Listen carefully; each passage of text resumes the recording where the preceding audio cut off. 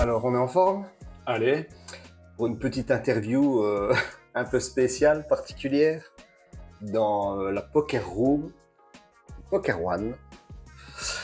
Et donc, est-ce que tu sais te présenter en quelques mots pour les gens qui ne te connaissent pas encore? ben écoute, je m'appelle Damien Huppé, j'ai 44 ans, je suis courtier en assurance dans une boîte familiale depuis maintenant 2004, passionné de basketball, enfin de sport en général, et créateur de Poker One depuis 2018. Tu te souviens de ta première partie de poker? Oh oui, ça devait être dans les années 2009-2010, vraiment, bah, je pense comme un peu tout le monde, avec des copains, et jouer des petites parts comme ça. Je crois que c'était 5 €, 10 €, et on faisait une espèce de ranking comme ça, et on tournait de maison en maison toutes les 2-3 semaines, avec des petites pizzas et des petites boissons, et on rigolait entre nous, entre Fleurusiens. On jouait, on était dans du local, on bougeait pas trop de chez soi.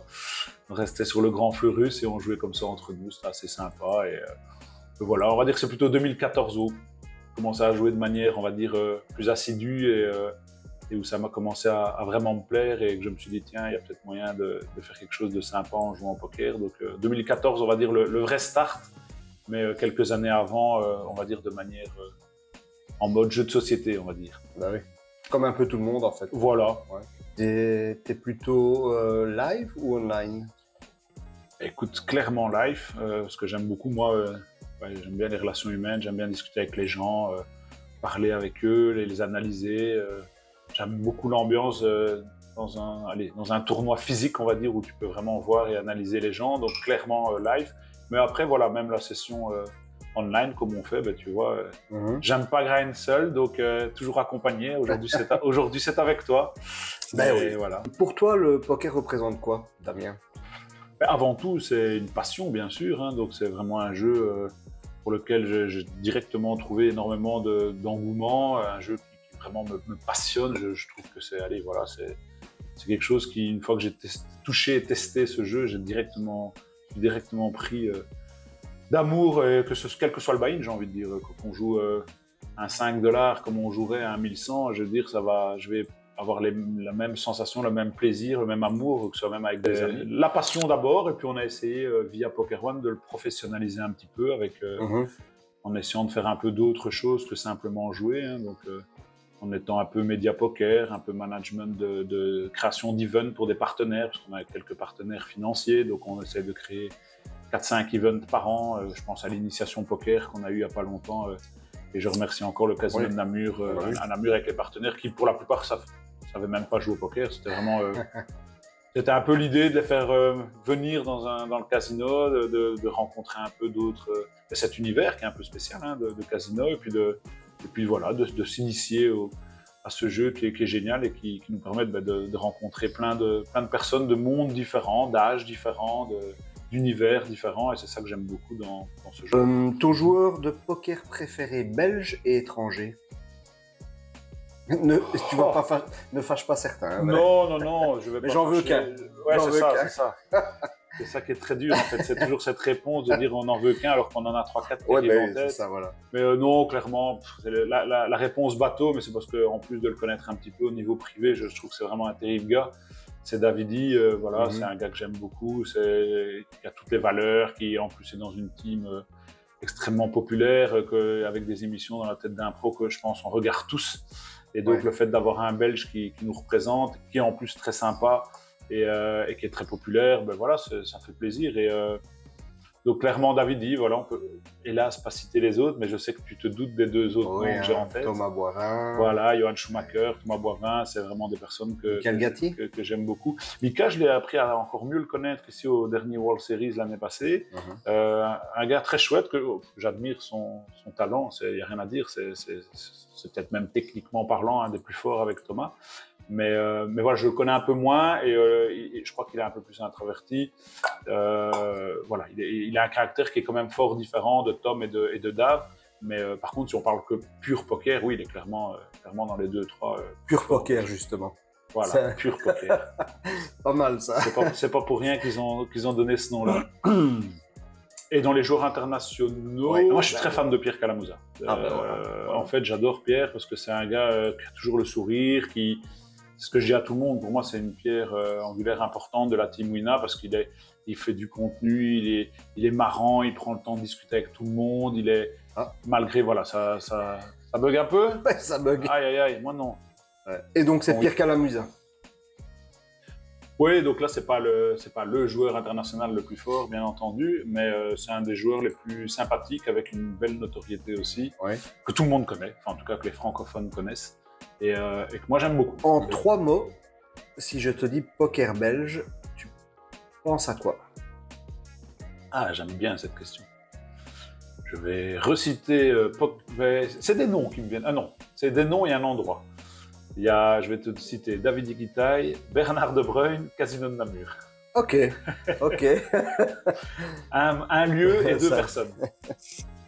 Ouais, je trouve que Dave, pour le côté international, c'est un peu le Jean-Claude Van Damme, tu vois, qu'on Ouais, citerait c'est ça, si on voilà, dit, c'est ça. quel est l'acteur ou quelle est la personne C'est ça. connue en Belgique, bah, tu cites Ouais. un Stromae ou un Jean-Claude Van Damme, qui sont un peu Ouais. les icônes, on va dire, qui ont fait connaître la Belgique dans leur discipline. Et Bernard De Bruyne, ben, c'est un peu c'est Bernard, quoi. Ouais, Il est ça. partout, c'est le bon vieux Bernard que tout le monde connaît au coin du bar avec sa tripique et qui pour moi incarne très bien l'image du poker belge.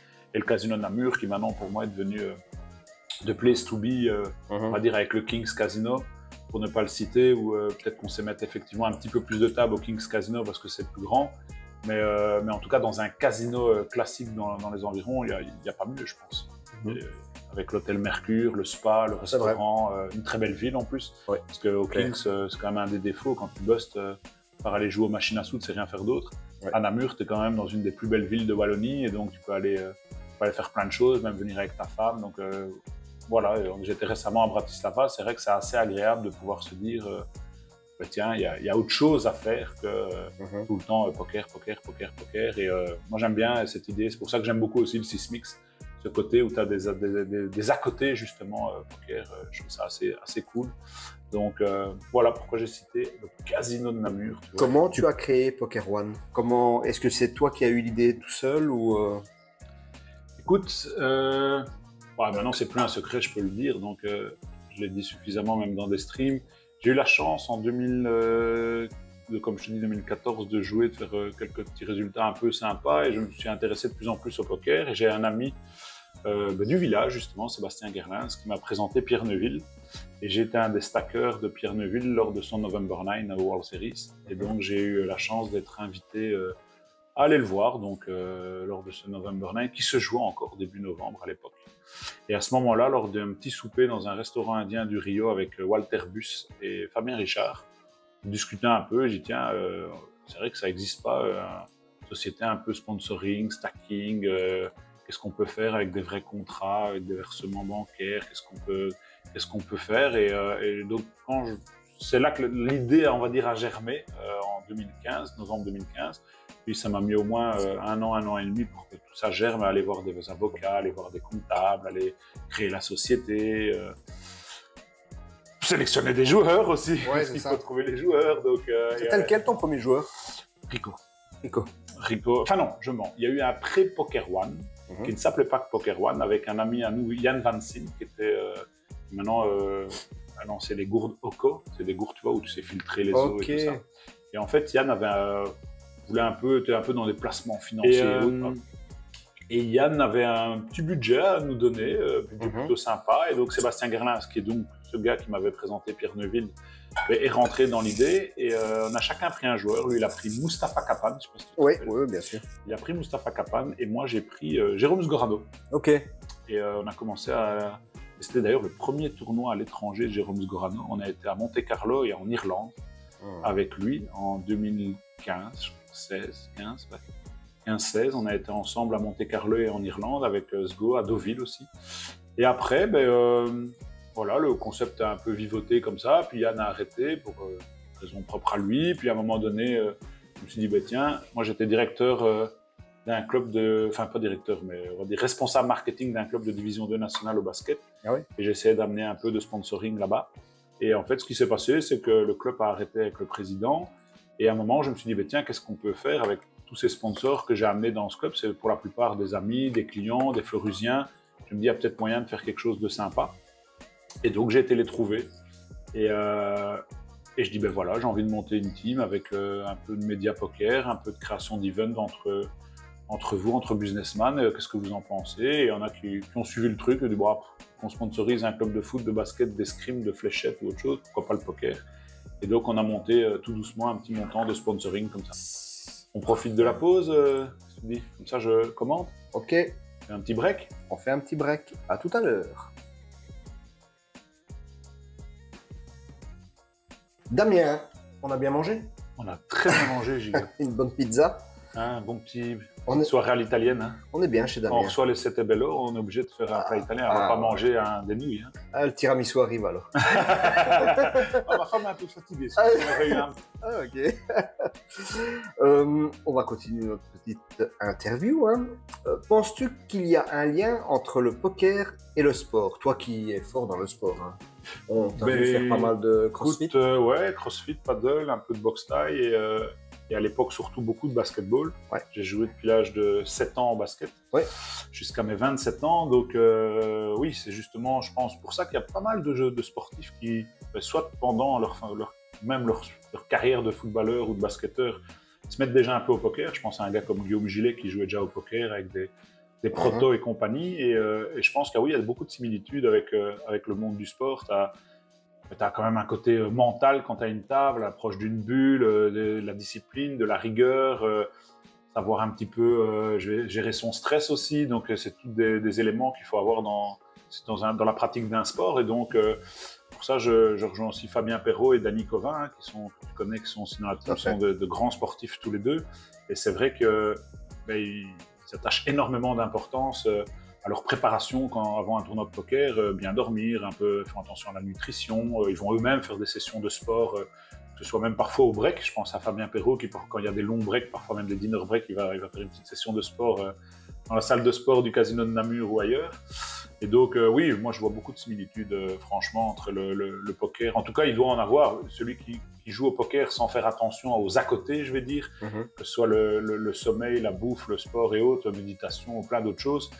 Je trouve qu'il rate quelque chose, parce que la technique, c'est sûr, c'est très important, on va dire c'est la base même, mais après, voilà, tu peux être le meilleur technicien du monde, si tu dors 3 heures par jour et que tu bouffes des hamburgers tous les jours, je pense que ça ne va pas toujours le faire si tu veux faire un tournoi de 3, 4, 5 jours. Ouais, c'est ça. Je pense que tu risques quand même à un moment donné, au niveau concentration, de rater des choses, quoi. Donc, Clairement. et puis, ça ne peut qu'apporter des choses supplémentaires. J'avais entendu David Ikitai qui disait justement, il a seulement maintenant commencé à prendre conscience de l'impact sur son jeu, de vraiment bien dormir et de faire fort attention au sommeil. Donc tu vois, bon, si c'est Dave qui le dit, hein, Ouais. on va l'écouter. Hein, et va même, l'écouter. tu prends un gars comme Thomas Boivin qui prend ses célèbres douches froides Ouais. avant ses sessions. Voilà, je pense que c'est des... Ouais, je pense qu'il y a vraiment un parallélisme entre le poker et le sport. Et puis ce côté compétition dans les tournois, que tu as moins dans le cash game, mais que tu retrouves dans un tournoi. Et essayer d'être un peu comme un marathon, de finir et d'aller le plus loin possible. Ben, c'est ce que tu retrouves dans le poker, quoi. Donc c'est sympa. Est-ce qu'on peut parler de tes futurs projets avec Poker One ou en tant que joueur Ouais, écoute, avec Poker One, c'est toujours... comme tu le fais avec les CTBLO, essayer de maintenir une bonne entente dans la team, essayer de chercher des nouveaux profils, hein, sans encore citer son nom parce que ce n'est pas encore fait. On est en passe d'essayer d'avoir un nouveau profil très basé online, technicien pour intégrer la team. Je pense que c'est ce qui nous manque maintenant avec la sortie de Yannick Hansen, avec qui on est toujours resté en très bons termes, mais il nous manque un profil à la Yannick Hansen pour le remplacer. Normalement, ça devrait le faire. Et puis, comme je t'ai dit tantôt, on va intégrer maintenant Todd Ifor, si on trouve aussi de bons arrangements, mais je pense que ça va aller sans trop de difficultés parce qu'ils s'entendent déjà très bien avec le reste de la team. Le DJ Luca, donc Todd Ifor, Luca Pecoraro qui vient intégrer la team en tant que Famous One à partir de 2025. Maintenir les contrats en place, donc tu sais ce que c'est à la fin d'année, c'est rediscuter avec ses partenaires, dont les plus gros, hein. Je prends le cas de GG Poker, voilà, c'est rediscuter avec eux, parler de 2024, parler de 2025, qu'est-ce qu'on va faire en 2025, est-ce qu'il y aura encore des Poker One Show, est-ce qu'on refait un gros un gros tournoi à l'étranger tous ensemble. Je pense qu'on va aller au Sismix. Ce sera un peu la belle destination de 2025. Et après, on va certainement en rajouter une autre. Et ça à voir. Est-ce que ce sera Rosva ou ailleurs? À voir, à discuter. Mais le Sismix, ça c'est une certitude. Et puis, comme d'habitude, essayer de jouer un maximum de festivals à Namur. Mais sinon, on va dire de grandes nouveautés, à part l'acquisition et l'intégration de 2 nouveaux joueurs dans la team. Rien de bien nouveau, je vais dire, en soi. Pour terminer, Damien, quel conseil donnerais-tu à des jeunes débutants? Déjà, se fixer un objectif. Je pense que quand on commence une activité, qu'elle soit ludique, professionnelle ou autre, c'est déjà se fixer des objectifs, quels qu'ils soient. Est-ce que je joue au poker juste pour m'amuser comme un jeu de société? Dans ce cas-là, il n'y a pas de souci. Est-ce que tu es marié? Est-ce que tu as des enfants? Est-ce que tu as une activité professionnelle? Donc, chacun a une vie différente. Et donc, je pense que d'abord, il n'y a pas un conseil. Je veux dire, je pense que ça dépend un peu du style de vie de chacun.